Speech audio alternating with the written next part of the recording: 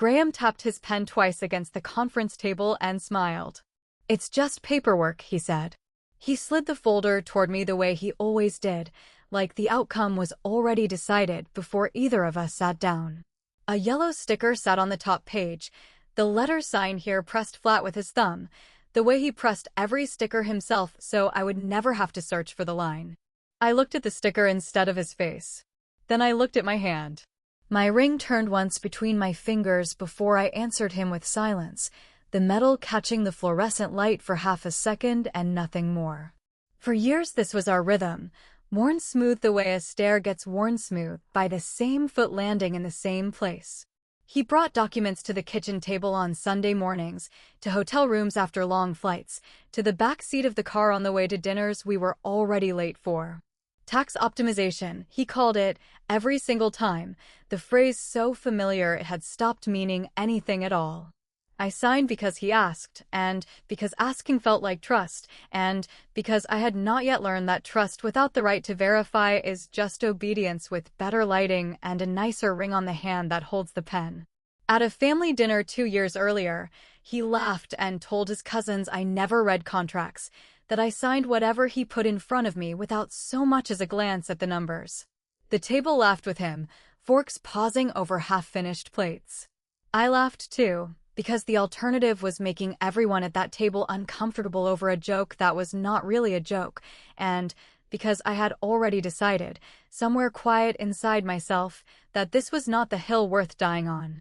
At a company gala the following spring, he raised his glass under gold lighting and told his partners he was lucky his wife trusted him completely, that she never questioned a single decision he made on her behalf.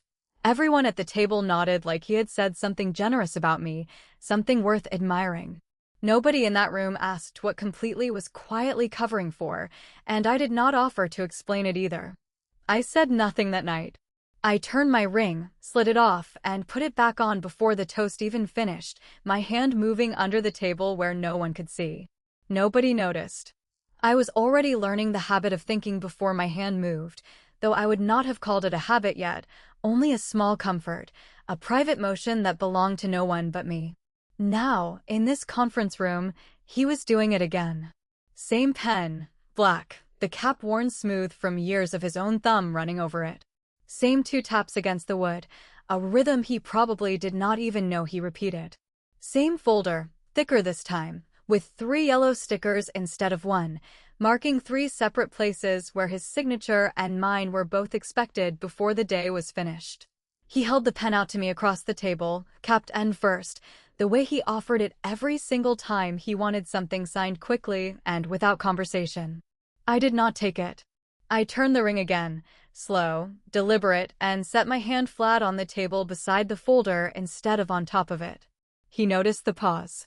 I watched him notice it, the small flicker behind his eyes before he decided it meant nothing. He read it as hesitation, the ordinary kind, the kind that always ended in my signature anyway. He had never once considered that I might be counting something other than years, that the ring turning on my finger had started to mean subtraction instead of habit. Graham built his confidence out of small repeated wins, stacked one on top of another until the stack looked, from where he stood, like proof of something permanent. Every signature I gave him became evidence, in his mind, that the next one would come just as easily, with just as little friction. He was not cruel in any way a stranger could see across a dinner table or a boardroom. He was patient instead, and patience from a man who has already decided the ending looks, to everyone watching, exactly like love. He waited. He smiled. He tapped his pen twice and called it paperwork, and I had let that word mean nothing for a very long time, because meaning something would have required me to ask a question I was not ready to hear the answer to. There was another folder, months before that gala, spread across our bed on a Sunday while I was still drying my hair. He sat on the edge of the mattress and talked through each page in a voice built for reassurance, the same voice he used with nervous clients. "This protects us both," he said, tapping the pen twice against his knee before he ever reached the paper. I remember the towel around my shoulders, the water still cooling against my neck, and how easily my hand found the pen without my eyes finishing the sentence above the sticker. Afterward, he kissed my forehead and told me I made everything simple. I did not answer that either. I hung the towel on its hook and thought, for one unguarded second, that simple was doing a great deal of work in that sentence, though I could not yet have told you what work. The pattern held for years without a single crack showing on the surface. He asked, I signed, he thanked me in that same warm voice, and the folder went back into his briefcase until the next one replaced it. There was a night on a business trip, the two of us at a hotel bar overlooking a city I had never visited before, when I finally asked him a direct question about one of the transfers. He answered smoothly, the way he answered everything, then signaled the waiter for another round before I could ask a second question. By the time our drinks arrived, the conversation had already moved to something else, and I let it move, because pressing further in a hotel bar felt, in that moment, like more effort than the question was worth. Later that same trip, he introduced me to a colleague at the hotel bar as the reason he slept easily at night, the one person who never made anything more complicated than it needed to be. The colleague laughed and raised a glass to easy marriages. I raised mine too, and turned my ring once beneath the rim of the glass where no one could see it happen. Now, weeks after the bedroom folder, he was standing at the head of this conference table with a thicker one, 3 stickers instead of 1, still certain the ending was already written the moment he walked in. He set the new pages down in front of me and extended the pen a second time, patient, unbothered, waiting for the motion he expected without fail. I only turned the ring on my finger, slow, and said nothing at all. Nobody in that room, including him, understood yet what had already begun to shift. That evening, 3 weeks before the meeting where everything changed, he was rushing to meet a client whose call had come in while we were still at the dinner table. He left his laptop open on the kitchen counter, still connected to our home network, the screen unlocked because his phone rang again before he reached the door, and he answered it walking, keys already in his other hand. I was not looking for anything. I was refilling a glass of water when the screen caught my eye, the way a light left on in an empty room catches your eye without asking permission. An email sat open from an external accounting firm, the subject line ordinary enough that I almost looked away. Attached was a file labeled Ownership Transfer Schedule. I clicked it before I had decided to click it, my thumb moving faster than the rest of me. My name sat in the first column, followed by numbers I did not recognize and percentages I understood in an instant. My share in our joint holdings was being reduced to almost nothing, redirected into a structure with a name I had never once heard spoken in our house. There was a date at the bottom of the page. Next week. The same week he had already asked me to clear for a signing, the same folder waiting in his office with its 3 yellow stickers, the same pen already resting in its usual drawer. I did not call out to him through the open door. I did not slam the laptop shut the way anger would have wanted me to. I photographed the screen instead, page by page, my hands steadier than I expected them to be. Then I closed the laptop exactly the way I had found it, angled the same few degrees, and stepped back from the counter as though nothing in the kitchen had moved. That photograph was the last thing I needed and the first thing I understood I had been quietly collecting evidence for without knowing it. Every prior signature, every warm voice, every sticker that said sign here suddenly had a shape I could finally see whole. It was not a marriage anymore, if it ever fully had been. It was a slow transfer wearing the clothing of trust. I did not cry that night. I sat at the kitchen table where he had made me sign so many things, the same wood grain under my palm that had held every folder for years. I took the ring off my finger and set it flat on the counter, looking at it for a long moment before I put it back on. Something in that motion had changed, even though nothing on the outside of the house had moved at all. I did not tell Graham what I saw. I did not tell anyone that week, not even the friend I eventually called, not at first. When I finally spoke to her, my voice came out flatter than I expected, describing numbers instead of feelings, and she listened all the way through before she gave me one name. Celia Whitmore. Celia's office had no clutter and no wasted words anywhere in it. Bare walls, a single window, a desk with nothing on it but the folder I had brought her. She listened while I spoke, not writing anything down, and when I finished, She reached out and aligned every paper on her desk into a perfect line before she said a single word back to me. "We need facts, not emotions," she said. I handed her the photographs from the laptop. She turned each one over without expression, the way a person examines something they have seen many times before under a different name. When she reached the last page, she looked up and asked me one question. "How long has this been happening?" I told her I did not know the exact number, only that it was more years than I was proud of. She gave me a second name before I left that afternoon, an auditor who specialized in exactly the kind of quiet redirection I had photographed on that kitchen counter. Owen Carlyle arrived at our next meeting carrying a small mechanical calculator with a hand crank and set it beside his laptop as though the laptop alone could not be trusted to tell him anything true. He clicked through numbers for the better part of an hour without speaking, the crank turning under his palm in a rhythm that filled the silence better than conversation would have. Then he looked up and said the gap between the reported transfers and the actual bank movements was not a rounding error. It was a pattern repeated at intervals too regular to be accidental. Celia asked him to explain the pattern in plain language, the kind a judge with no accounting background could follow without a single footnote.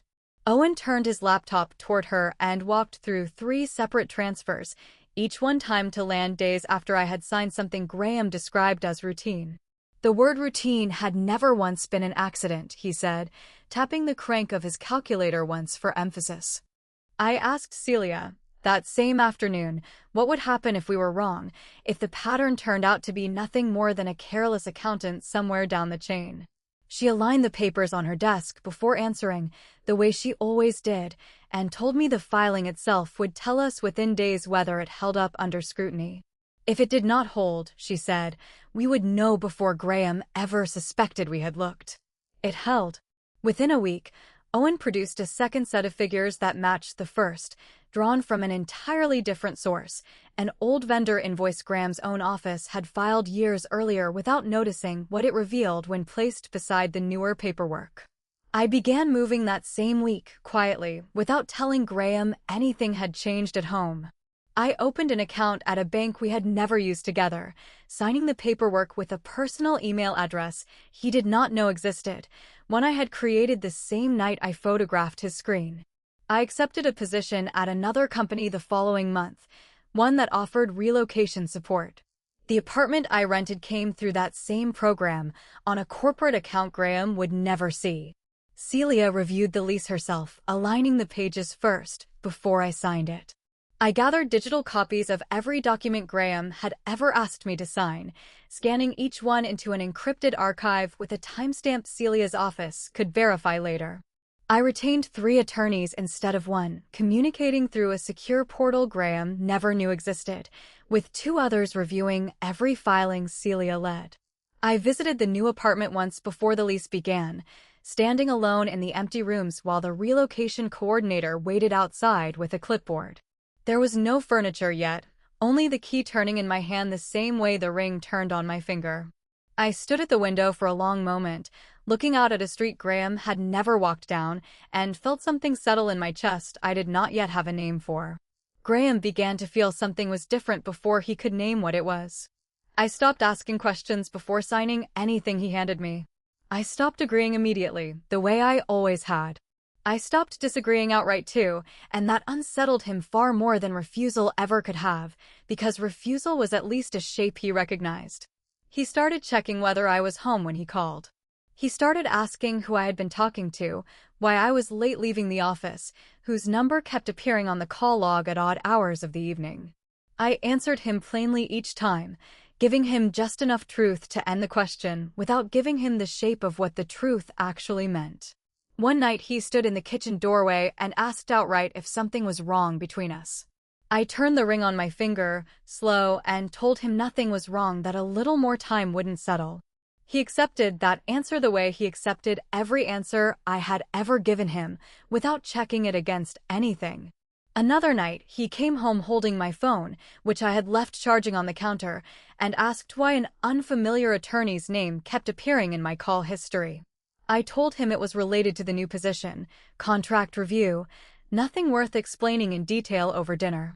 He set the phone down without pressing further, though I noticed, for the first time, a flicker of something uncertain cross his face before he covered it with a smile. The petition for an independent audit moved through the court slowly, the way these things do, hearing after hearing scheduled weeks apart while Graham continued planning the signing as though nothing outside our house had shifted at all. Celia argued the motion herself, standing calm in front of a judge who asked pointed questions about access and jurisdiction, questions she answered without once raising her voice above the room. At the final hearing, the judge asked Owen why the discrepancy could not be explained as an internal accounting error. Owen answered from memory, listing 3 transfers by date and amount, each landing within days of a signature Graham had called routine. The judge made a note and granted the petition without further questions. Graham mentioned once, over dinner, that Victor had asked him an odd question about an old filing. He laughed it off as a clerical mix-up and changed the subject before I could ask anything further. I noted the date in my notebook that night, another line to match against Owen's timeline. He still believed, underneath all of it, that he controlled the outcome, the way he always had before. That kind of confidence does not fall apart from one strange evening. It falls apart slowly, and only once, and he had not yet reached that moment. There were nights during those months when I sat in the new apartment alone, no furniture yet, only the sound of a city I did not know outside the window, and asked myself whether any of it was worth the quiet exhaustion of living 2 lives at once. I did not have an answer most nights. I only had the photograph on my phone, the schedule with my name in the first column, and the memory of how easily my hand used to find his pen without my eyes finishing the page. I kept a small notebook in that apartment, separate from anything Celia's office ever saw, where I wrote down the dates of each folder I could remember signing over the years. Working backward from the kitchen table to the hotel rooms to the very first Sunday morning I could recall a sticker on a page. The list grew longer than I expected, and longer than I wanted, and somewhere around the 40th entry I stopped needing to convince myself that this was worth finishing. Celia's office reviewed my notebook alongside Owen's findings, cross-referencing dates until the 2 lists lined up almost perfectly, each old signature landing days before a transfer neither of us had known to look for at the time. She told me, the day she confirmed the match, that memory this precise rarely survives this long in a case like ours. The most important development happened without him anywhere in the room. A judge granted our petition for an independent audit of the company's corporate filings, the same filings tied directly to his ownership transfer schedule. Graham did not know the ruling existed. He was still planning the signing 3 weeks out, still confident the folder waiting in his office would be the final word on the matter. By the time the ruling came through, Owen had matched every disputed transfer to a name and a date, building a timeline that left no gap unaccounted for. Celia had a case ready to present the moment Graham finally called the room to order, and I had learned, somewhere in those quiet months, how to sit across from him at dinner and say nothing that would give any of it away. On the morning of the signing, Graham left the house early, whistling something I did not recognize as he checked his reflection in the hallway mirror one last time. He kissed my cheek on his way out and told me not to be late, the same instruction he had given me before every folder for years. I stood at the same mirror a few minutes later and turned my ring twice instead of once, a small departure from habit I did not plan and did not question. Celia called before I left, her voice steady over the phone, confirming that Owen's final report had been delivered to the court an hour earlier and that everything was in place exactly as we had built it over those quiet months. She told me to say as little as possible once I reached the room and to let the documents do what documents do when they are finally read all the way through. The signing was scheduled in the largest conference room the company owned, floor-to-ceiling glass on one wall, a long table polished so hard it threw back the overhead lights. Graham arrived early, the way he always did before something he considered already settled, a fresh folder already sitting in front of his usual chair before anyone else took a seat.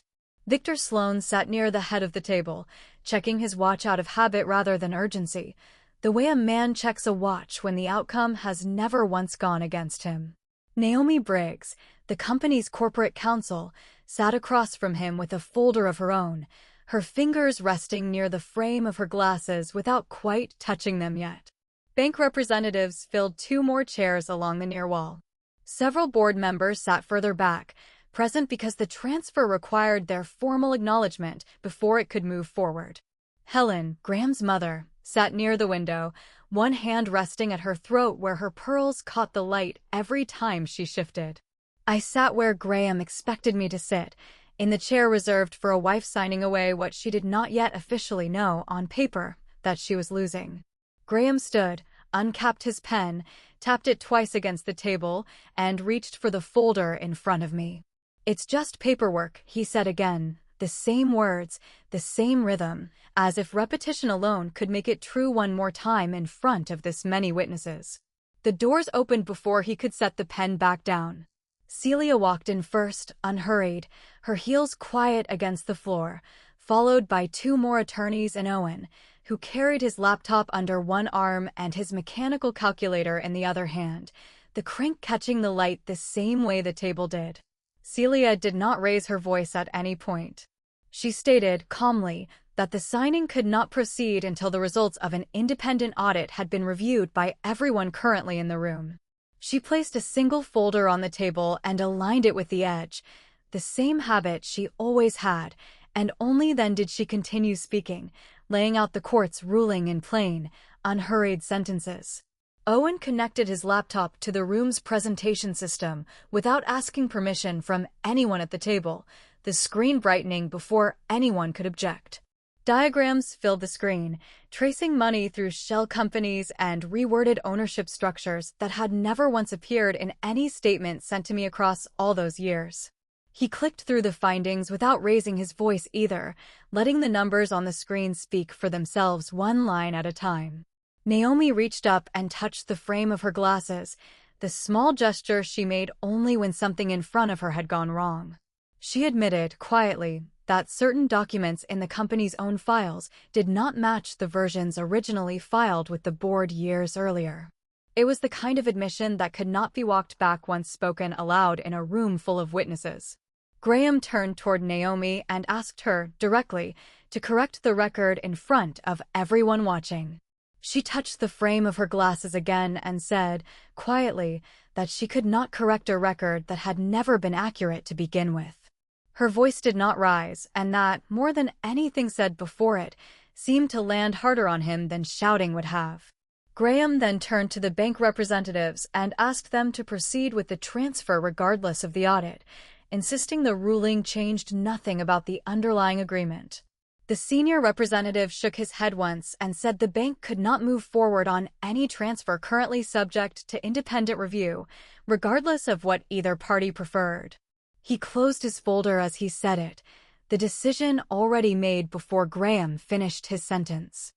Victor checked his watch a second time before answering a question directed at him, then declined outright to confirm anything Graham had claimed about prior approvals. Graham asked him again, sharper this time, and Victor only repeated that he would not speak to matters currently under independent review. Helen stopped touching her pearls entirely, her hand dropping into her lap, still, for the first time in longer than I could remember watching her. The room reacted in pieces, the way ice breaks along its weakest lines first. One board member slid the transfer papers away from himself without a word. A second leaned toward the first and whispered something behind a raised hand, glancing once at Graham before looking away again.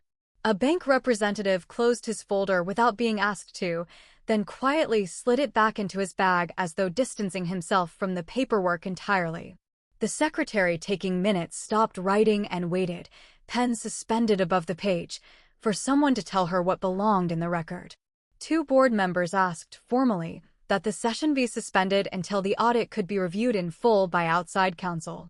A third simply stood, buttoned his jacket, and walked to the window, staring out at nothing in particular rather than watching Graham try to recover. I did not speak during any of it. I sat with my hands folded on the table, the ring still on my finger, and watched a room finally see what I had already spent months proving to myself. It was strange, watching him lose something in front of an audience he had built entirely to admire him. Graham lost control of the room for the first time in his life, and he did not know how to speak without it. He looked at Victor, then at Naomi, then at his mother, waiting for one of them to hand the room back to him the way it had always been handed back before. No one did. The board chair called the session closed until the audit findings could be reviewed in full by independent counsel. Chairs scraped back across the polished floor. Bank representatives gathered their folders and left without a word to Graham on their way out. Helen rose last, her hand finding her pearls again for one brief second before she followed the others through the door, not once looking back at her son. After the meeting collapsed around him, Graham followed me into the hallway, his footsteps quick against the tile, too quick for a man who still believed he had time on his side. The hallway was empty except for the two of us, the noise of the room behind a set of doors that had not fully closed yet. He caught up to me near the elevators, breathing harder than the distance should have required. He still held the same black pen, capped, in his hand, as though the pen alone could still repair what had just happened in that room. His voice, when it came, had none of the ease it carried at the head of a conference table. He held the pen out to me one more time. "Sign at least this one," he said. I turned my ring slow once, the way I always had before every decision that mattered. I smiled, and I pushed the pen back toward him across the space between us. "Every document gets read to the end today," I said. I walked away without waiting for a response. That pen no longer meant anything to me. Trust without the right to verify was never partnership. If you were in that hallway, would you have handed the pen back the way I did, or would you have wanted to go further after everything he had taken? Tell me in the comments, and if this story meant something to you, hit like and subscribe for the next one.